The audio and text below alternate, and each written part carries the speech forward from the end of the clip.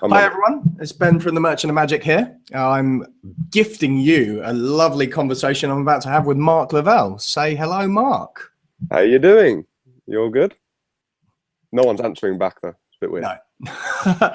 No. So Marc, if you don't know, is a creator, consultant, performer, general all-round magic cool guy. So Marc, what can you tell us about who you are and what you do?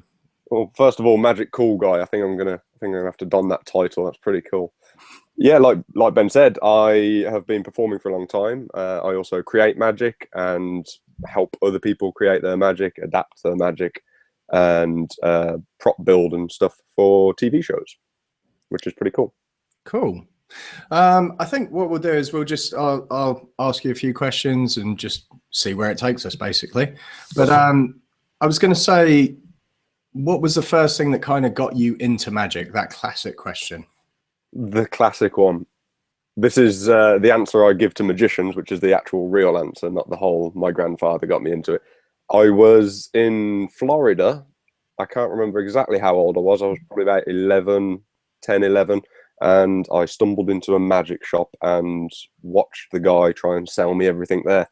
And that's pretty much how I got into magic. More for wanting to know how it's done as opposed to performing to people. I was just wanted to know how stuff worked. I've always had a habit of taking things apart to see how they worked. Never really got around to putting most of them back together, but yeah, it was kind of like that. So I started buying little bits here and there, learning how they work. Never even shown a single person until I was about 17, 18. Right. So you've known a lot about magic before even performing it at all? Yeah, I did. It was, like I say, for my own knowledge base. I never thought I'd be performing to real people, just to the camera, the mirror in front of me at the time. Sure. That's an interesting thing, actually, because I think I'm definitely fascinated with the methodology behind magic. And it was definitely the method that drew me to it rather than the performance side. You know, I'm not naturally an extrovert. I like to have fun, and I've come out of my shell a lot more since learning magic. But yeah, before it was definitely how it worked and everything like that. So you know, if you've obviously love all the methods and everything like that, is there any do you have any favorite preferences? Like, do you like more close-up things? Do you like stage stuff? Like, I like watching stage magic. I prefer performing close-up magic, although I do have a stage show and a parlor show as well. But I've always preferred performing close-up because it's more interactive. You're in the same environment as them. You're not performing down at people. Although, you know, stage performers, they don't always perform at you. I prefer the interaction and it's a cliche, but the in your face type magic that I kind of grew up on. sure. Yeah, no, I get that as well. When you perform close up, there's a lot more banter bouncing off of people and things like that. Whereas I think when you perform parlor, you can still have banter, but you have much more of a set, rigid structure for your show, so to speak. Yeah, 100% agree. I always have to, with my parlor show, I give it about 5 minutes of leeway because the banter, as you said, I used to hate that word, but it's an actual accurate description of the word. It's actually a word. It is actually a word now. I don't know what we used to use before the term banter. Conversation, maybe? I don't know. Yeah. But yeah, I have to give an extra 5 minutes for natural banter that does come into my shows when I'm performing parlor. And you can't rehearse it. You can't rehearse it as much as you try. You know roughly where people are going to speak, but you don't know how long it's going to last. So I kind of do like that little bit of a jazz to parlor magic almost. It's not completely scripted. But yeah, I'd always prefer close up. So, in your opinion, would you say when you perform, is it the tricks that are more important or the personality? I think the interaction and the personality is the forefront. If anyone just wanted to see tricks or just magic, they can just watch some guy performing it on YouTube. I try and make it that I'm not performing at people. I'm bringing them on a little bit of a weird journey. One thing I find myself saying a lot is, I don't know how that happened. It's a little nuance I've noticed that I've picked up. So I try not to perform at people. I do like making it the whole environment overall that is different to what they'd normally have. as opposed to going up, going, hey, look, here's a card, it's changing. Oh, you know, it's a little bit different. So if you were so heavily into the method and you studied magic for a long time before even performing it, you must have had quite an interesting sort of crossover from just performing to yourself in the mirror to then family and friends to becoming intermediate, performing to the public on occasions, to your full working professional life right now. How would you say you felt that transitional sort of period? It's been a bit of a strange journey. I started, I think the first trick I showed someone was with a normal deck of cards. And I think it was a sleight, using heavy sleights, and it was a gambling routine. And they loved it. And that was just before we were having a game of cards. They'd seen me shuffling cards fancy and all that sort of stuff. And then I kind of went backwards and started using a whole load of trick decks, which was a little bit weird. I think I got lazy for a period. And then using a trick deck, someone asked me to come and perform at their wedding. And it kind of just snowballed from there. I'd always carried a pack of cards out when I was going to nightclubs and expanding my social circle by interacting with random strangers, going, I'm going to show you something weird. And often not getting a slap, showing some magic, and probably 9 out of 10 of those people are now my close friends. So it kind of snowballed from there. But 10 years ago, I never saw myself performing professionally. It was a bit weird. That's an interesting thing because you know, I think that kind of happened with me as well. Like I say, I was never wanting to be a performer. Do you find that you know, from performing just to your family and friends and then moving over to the crossover to the public, did you find that you got a change in a lot of nerves or anything like that? Do you find that you know, did you find that difficult? I think I was kind of lucky in the line of work I happened to be doing around that period, which was working in the paintball industry. And I used to run paintball games. So every weekend and a couple of times during the week, I would be essentially putting on a character to 50, 60, 70 people during the day. And then at the end of the day, 300 people. And I was essentially not performing magic to them, but I was performing to them, building them up and warming them up for their games. So I think I was kind of lucky that I had that slight performer's personality before I was doing magic for them. It was almost like a compere that then does a few bits of magic to change things up a little bit. Sure, so okay. So that probably got you out in front of groups of people, you know, before even performing. So yeah, exactly. So I was comfortable. I was comfortable already, which was helpful. Yeah. Do you have any tips for nervousness or anything like that? Have you ever been nervous for performance? I do still get nervous, especially before parlor and stage show, because you only have one chance to get the good impression across. It's a very tough one because everyone's going to be different. I'll just say, which is pretty much my look on life anyway, it's not the end of the world. You start your show, just enjoy it. If you're not enjoying it, the crowd will know that you're not enjoying it. So it's not the end of the world if you have a bad gig. Everyone has them every now and then. And there's always the next one to look forward to. So just enjoy it. Just not think about it too much, essentially. Yeah, pretty much. Yeah, I think that helped me a lot. I say to a lot of our customers when they ask about nervousness, I say, just make sure you know your stuff and then stop thinking about it. Stop thinking about what the venue is going to be like or what the people are going to be like or what reactions you're going to get. Just be confident that you know your stuff and just clear it out of your mind and go and do it. 100% agree with that. Yeah. You can't teach it properly on a DVD. You can only give tips and stuff. But yeah, it comes with experience as well.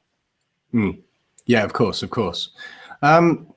So when you perform, because you're obviously mainly close up, like you say, you do a parlor act, but when you perform close up, what's your opinion on sort of this whole wave of new organic visual magic as opposed to a bit more standardized magic or non, magic that isn't so visual? I think there needs to be a fine balance between every style of magic that you can do. I personally am not heavy on any particular area of magic, be it cards, coins, or anything.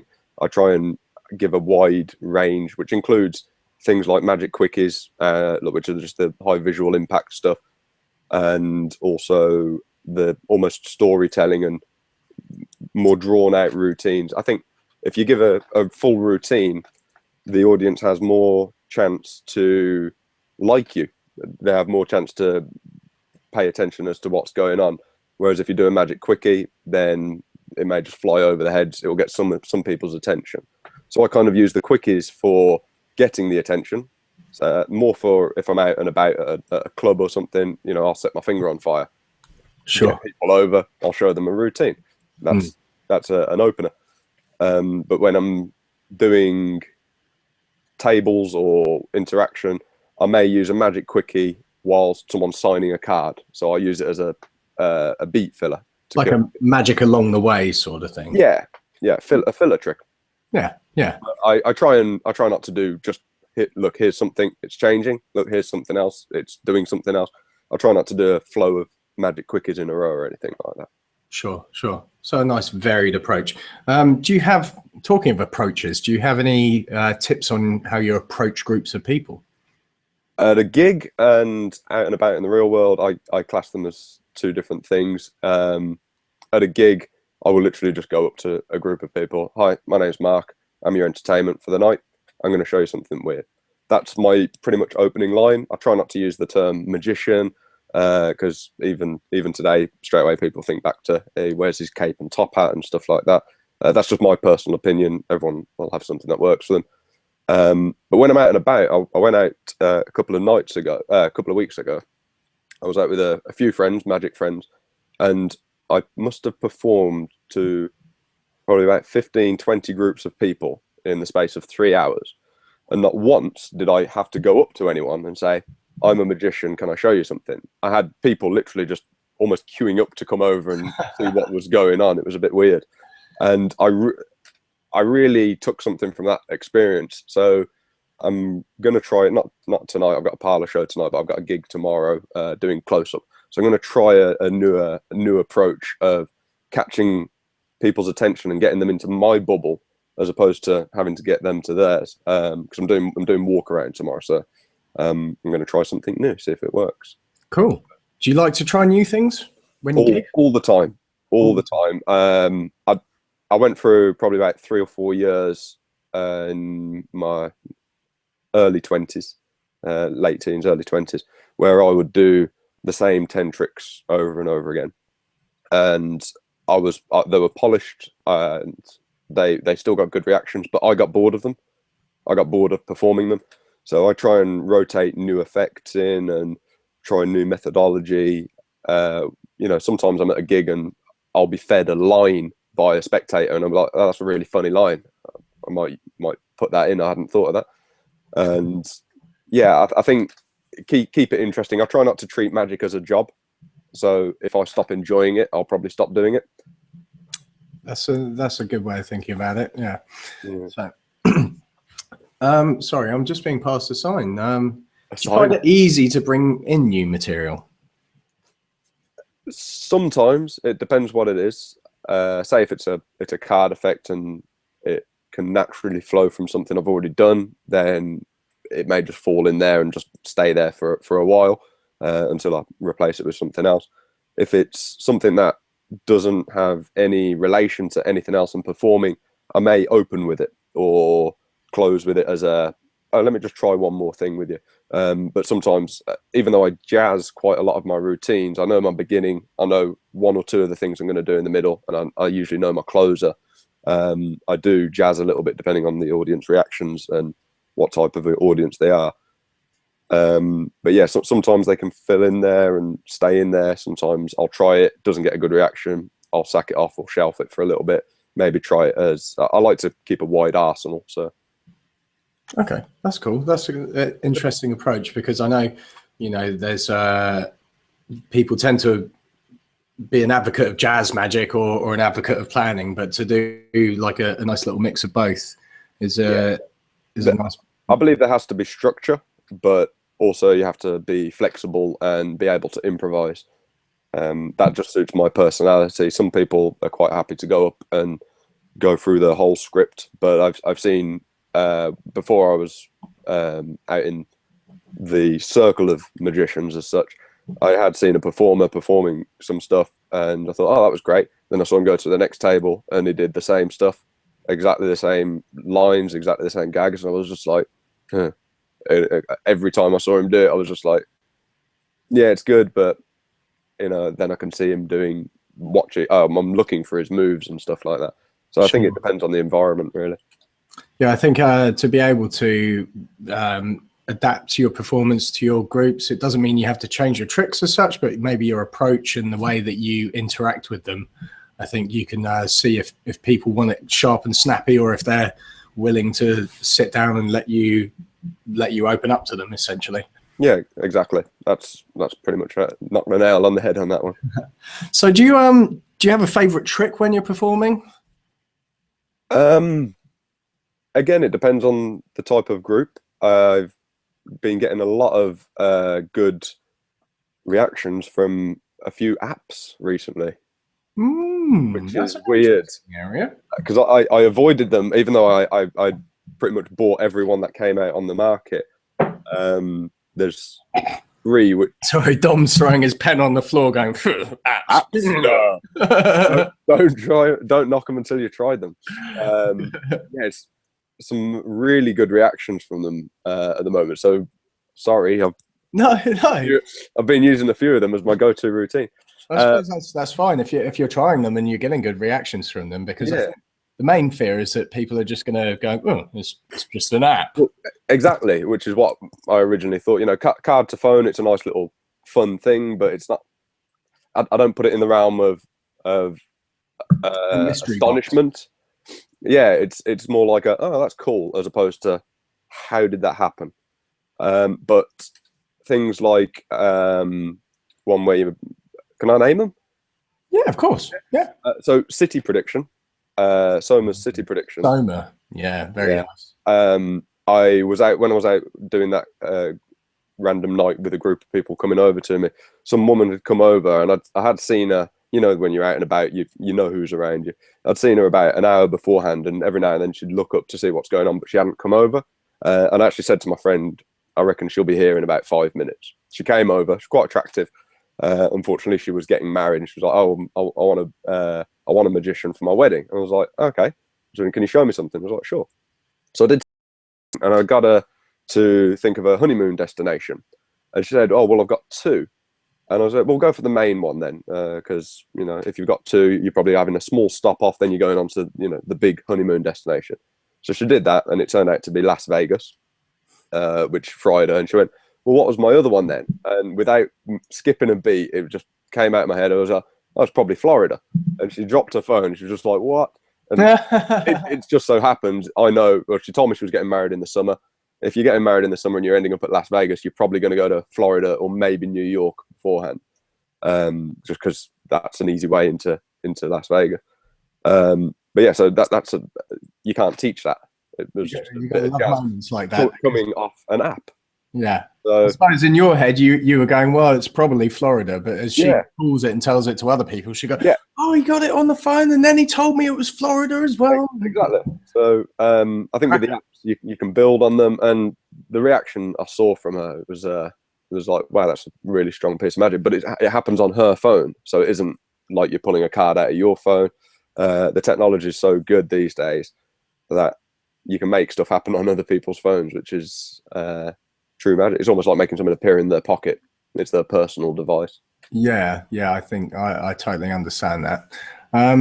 So, do you mind if we have a bit of a chat about your consultancy at the moment? Yeah, sure. Because for anyone that doesn't know, Marc's been a consultant for Ben Hanlon on Tricked, I believe. Was it Trick Series 2 and now Series 3, or did you do all 3 of them? No, I wasn't there for the first one. Yeah, I didn't get the invite. I'm still waiting for mine. You're a busy man. You're a family man. So, do you have like a particular creative process for with effects? Working for Ben, the main producers and writers are Ben Hanlon, obviously, Nigel Mead, and Martin Rowland. Martin being the originator of Changeling, which we'll get onto. So they'll basically come up with an effect. And then last season it was just myself. This season we've got Pete Hathaway as well. Great guy, really good creative mind. So they'll come up with the effect, the rough idea of how they want to do it, and then it's down to us to construct it and hopefully try and make it work. They still have their input. They're fantastic guys when it comes to creative input. Sure. So do you think of an idea and then find a method to fit it? Yeah, pretty much. Well, being a hidden camera show, it's totally different to the open filming luxury, as I call it, that Troy, Dynamo, and even Killer Magic have. Well, even though some of them have aspects of hidden camera, but seeing as how Tricked is 98% hidden camera, it's not like you can do a card trick because straight away they know he's a magician. But yeah, everything we have to make and create, they don't know he's a magician till the very end. So it's not like, look at this, this is going to happen. This is happening. Oh, did you see that? That's because I'm a magician. So it kind of chains us into the sense that there's a lot of stuff we can't use for hidden camera that we'd love to use, but unfortunately the methods just won't suit the style of the show. Right, sure. So do you find working creatively as a team easier than individually, or? Yeah. The prime example, last series, I'd been working on something for weeks, trying to get a method that was good enough for the show. And then I can't remember if it was Martin or Nigel. I'd showed them and they just went, "Oh, have you tried this?" And I just went, "Oh, no, I haven't." Yeah, exactly. It was just a simple change that made it work. And I was like, brain fart. But yeah, working as a pool of people, pool of knowledge, it raises the level exponentially, basically. Yeah, it's that two heads are better than one sort of thing. I think you can be so far into a method that you're kind of down an alleyway trying to find a way out, and if you just back up a bit and go another way, then you get to your route a lot easier. But if you get stuck in that alleyway, it takes somebody else to pull you back out sometimes. Yeah, and you shouldn't. I don't think you should be ashamed for asking for help when it comes to working on something. A lot of magicians, they are very secretive. They'll work on something until it's released, and you know the same. You must get a product come in the shop, and you're like, why didn't they ask? Yeah, someone could have made it a little bit better. Yeah, well, there's I mean, it is a good thing, and it's because it's possible because of the internet and everything. But you see a lot of releases that have tips and things and stuff. And lots of other improvements that come out afterwards, 2.0s and things like that, and sort of like later revisions that may not necessarily have been needed if they had just thought about it in the first place. Yeah, 100% agree. So okay, so this is a tough one. Well, I don't know if it's a tough one for you to answer, but it might be an awkward one. What's your views on people's opinions when they think that TV magic is all fake? Ooh, the fakery story. I used to be one of those people. I did. I used to watch TV magic shows with Blaine stuff aside, and think, oh, they're not fooling anyone but the people sitting at home. And I'll hold my hand up now that and swear on whatever you want me to swear on. Everything on Tricked, they don't know magic, which is, in my mind, that's the best way to do it. They're not stooges or anything. Could I pause you there just for a second, because it's sketched out a little bit. Oh, as soon as you said, like, I swear by this. Yeah, the internet does not want me to say it. Yeah, so I'll hold my hand up and swear that everyone that is performed to on Tricked, I can only really speak for Tricked, they don't know magic's going to be performed to them. They're not hired in. The only time, and I remember seeing someone put up a post on Facebook going, "Oh, they're using actors." tricked. You know, it's public domain. It's not we do it covertly or anything. It's on Twitter and Facebook and stuff. We do get people in for the background, but they're not people that Ben's performing to. We're not using the reactions. They're not even watching the shots. It's for like if we need a big setup in a bar or a public place, we hire that bar out. So obviously we're going to need people in there to make it look like it's a normal bar for the person that's seeing the magic. A lot of people seem to think that because there's people in the background that know there's going to be magic performed, they think, oh yeah, they use actors, but that's not the people that are there to watch the magic. Sure. One thing that I used to disagree with, but now I'm kind of a bit, you know what, it's almost a necessary evil just for the evolution of TV magic, was things like moving people's tan lines on someone else and then using their reactions. I was against that. Now I just think, well, you know what, it's just a medium. It's if people enjoy watching it, the lay public enjoy watching it, then why not? Yeah, I think, you know, I think as technology evolves and media evolves, I think you'd be silly to stick with it. I find, you know, there's a lot of, I don't know what you think, but you know, it could be said that there's a lot of overreacting with magicians giving this whole live versus TV performance sort of thing.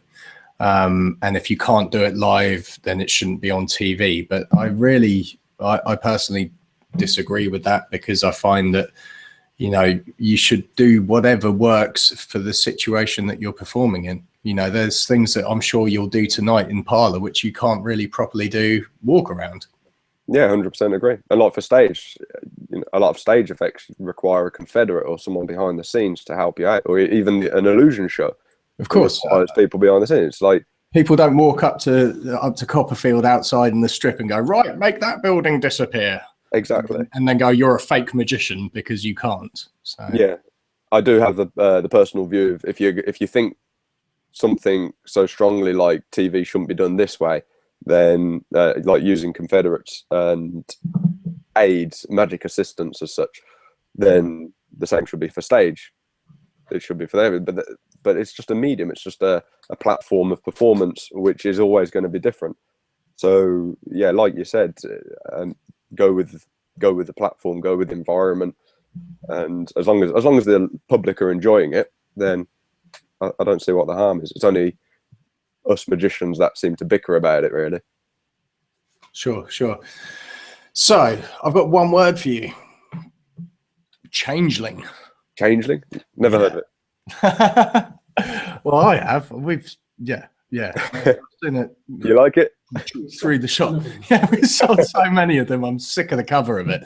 So I haven't even got one. Really? I haven't even got a changeling. That's because we've sold them all. If Titanus is watching this, he needs to send me one. Here we go, Titanus. Yeah. That is your... That's the call out. Yeah, exactly. So for anyone that doesn't know about changeling, I don't know how they can't know, but for anyone that doesn't know about changeling, can you describe it quickly? So yeah, it's a bill switch that can happen in the spectator's hands. That's the short of it. The longer version is that it doesn't matter what size, color, currency the note is. I'm holding my fingers up here. I've just realized they're out of shot. Size, color, currency, or the denomination of the note. It can change from one to another. Okay. I mean, obviously, we all have made up the gimmick and everything like that. Do you find that there's been a lot of sort of talk about different uses for it? Because obviously it is a bill switch, or a bill change. But you posted up a video not so long ago about using it for mentalism. I mean, without obviously exposing anything, could you brush over how you could potentially use it for a mentalism effect? Yeah, the idea, I think I did touch slightly on the DVD. I'm not sure if it made the final edit because we had to cram a lot onto that DVD. The idea for it was put forward by Stephen Leithwaite, who helped film it. He said, "Oh, can it be done for this?" And I had a thought, and I was like, "Well, yeah, it can." Of holding a small billet, or I used a bigger piece of card because I'm actually planning on using it in my parlor show for Cody's comedy book test. I'm going to be using it for the reveal in that. Doing almost like a 100th monkey style thing, so someone can read a word and by the time you've moved it from there to there it's changed, or get them to write a word down and it changes. Obviously if you're getting them to write on it, you probably have to change the gimmick each time, but the video that I put up, I'd actually made it out of card and then put almost like laminating paper over it, so I was writing on it with a whiteboard marker. Oh, okay, that's a nice idea. Yeah, that just kind of evolved from the whole, oh, I don't want to be destroying a gimmick each time I use it sort of thing. But so yeah, so it can be used for that. It can be used for name changes, word changes, language alteration, stuff like that. Because I love 100th monkey.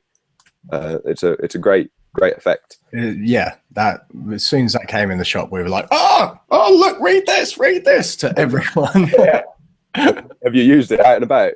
I have. I need to work with it more, to be honest, because I probably don't do it the justice that it deserves, really, because it's a fantastic effect.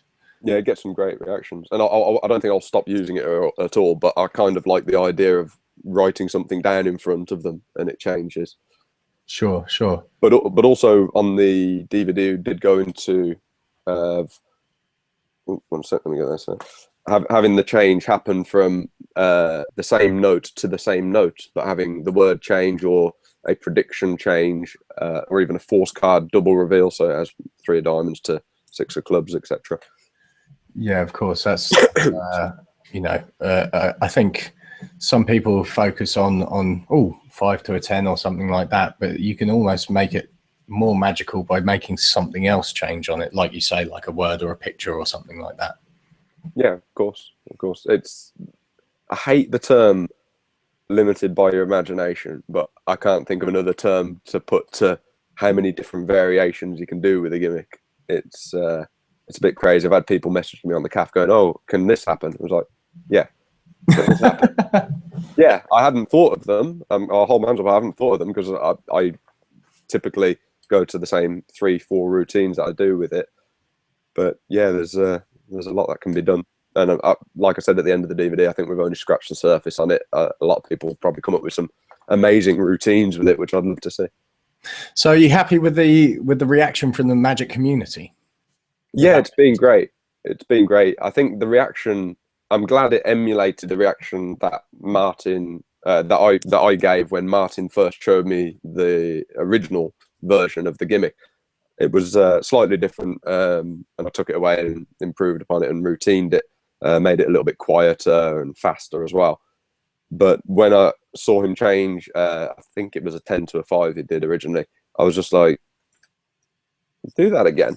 The classic layman's reaction. Yeah. I was saying this to someone yesterday. I have never experienced the sponge ball moment. I've never had anyone perform before I was into Magic. I had never had anyone perform sponge balls to me. I never had that moment. When I saw that, I was like, it was just ticking in my head. I was like, wow, I've never seen a visual switch in UK currency. The Americans, they've got it easy. It's all the same size, but for UK, it was brilliant. And then kindly, with Martin's permission, he let me play around with it, get it refined. And then I'd been using it for a year. Showed Titanus over Skype, and he was like, "Oh, sure, that's not real." I was like, "Yeah, it is. It is. It does this." We love you, Titanus, by the way. Oh, I love it. It's the big bear. So, do you think that magicians should all aim and strive to create, or do you think just performing is fine? It depends what you mean by create, as in create magic or create routines. I'm a firm believer, and I said it on the Changeling DVD, I would rather people, and I've always done this myself, if they're buying something that involves a gimmick or something like that, unless it's obviously impossible to use, have a play around with it, come up with your own routine with it first. Obviously watch the DVD if you don't know how to use the gimmick. But I would rather not thousands of people out there echoing another magician, because it's kind of just, it'll just almost like water it down constantly over again. I'd be creative with your routine and your performance. You know, not everyone has the time, let alone creative thoughts to create magic. You know, it took me a long time before I started creating my own routines and magic. It's quite a tough one there, because I don't want to insult people. No, I think, you know, I think if you're creating magic is one thing, but I think if you're performing, then you should be yourself.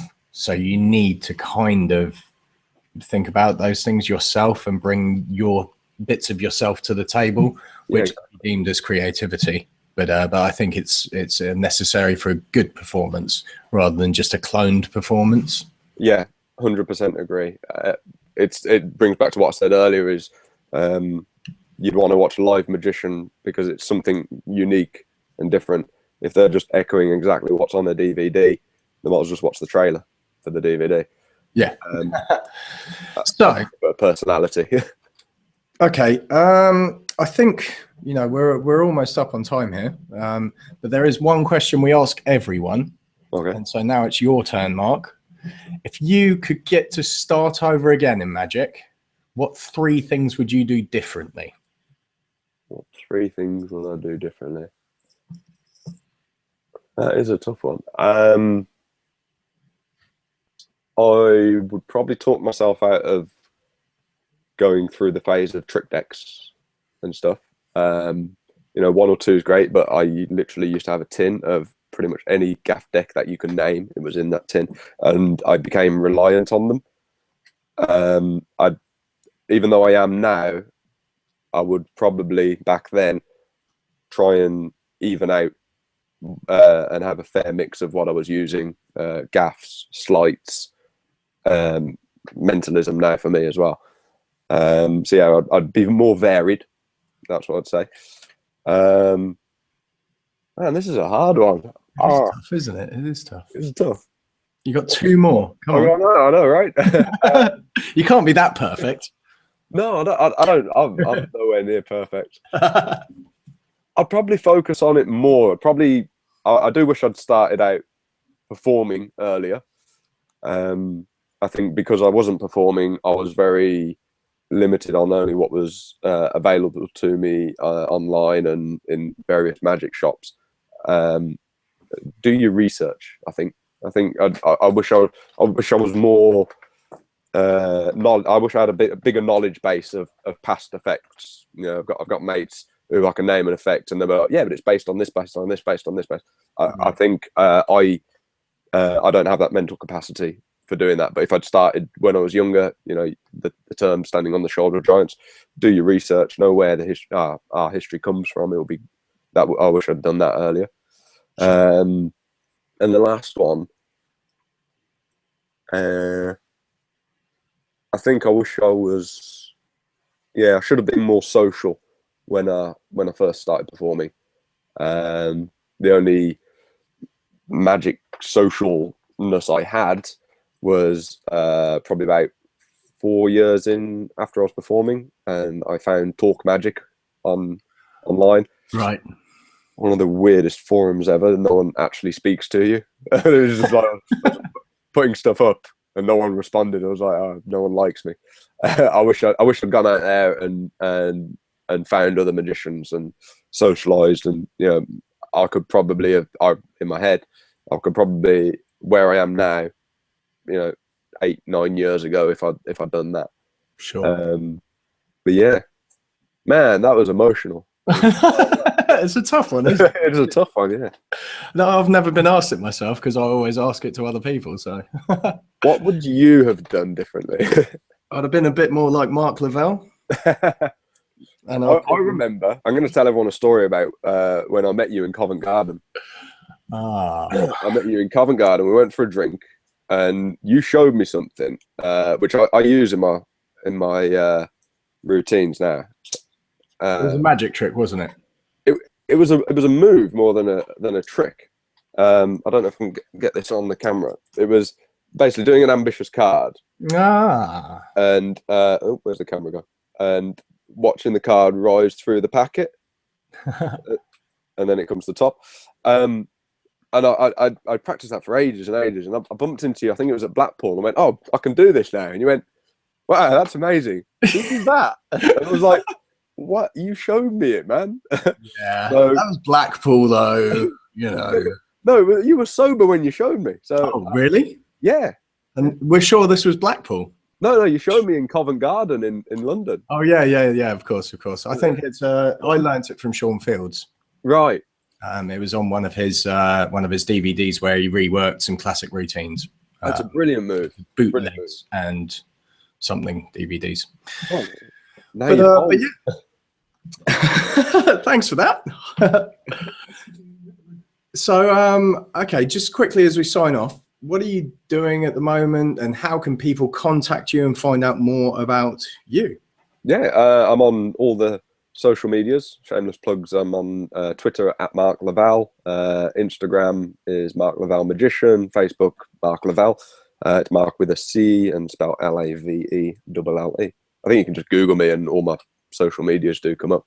I'm currently focusing on, obviously, Tricked at the moment. I'm on there till mid-June. Then after that, I'll be back based in the Birmingham area. So if any magicians are out in Birmingham, give us a shout and we'll meet up for a coffee. A couple of us do meet up every now and then, which is great. But yeah, focus on performing, getting some good clients as well. Hopefully, because I work as part of almost a double act or team of magicians called Masters of Magic at the moment, with Max Francis, good friend of mine. So we're focusing on doing our shows, basically, our double act shows. Oh, just very quickly, you did that Spot the Pickpocket campaign, didn't you? Yeah, that was a fun one. Yeah. You know, sometimes you get a gig and you're just like, I would do that one for free. That just sounds so fun. Yeah, the West Midlands Police contacted a number of magicians, and somehow my name got thrown into the mix. I'd done something similar like that for West Midlands Police, but not this specific department of the police. So yeah, they sent us out into Birmingham to put business cards in people's pockets, or information cards in people's pockets, and rob from them. Like, right, the police. Max even had one of the police officers, like basically almost helping him steal a bag. One of the most surreal things to watch. The police. Max went, "Oh, I'm just going to nick that guy's bag," and he went, "All right." And the police officer walked around, and the guy whose bag it was looked up at the police officer, and Max nicked his bag and walked off. It was just like, that was a bit weird, but yeah, it was really fun. That's cracking. Okay, well, thank you very much for coming and joining us. Anytime, Ben.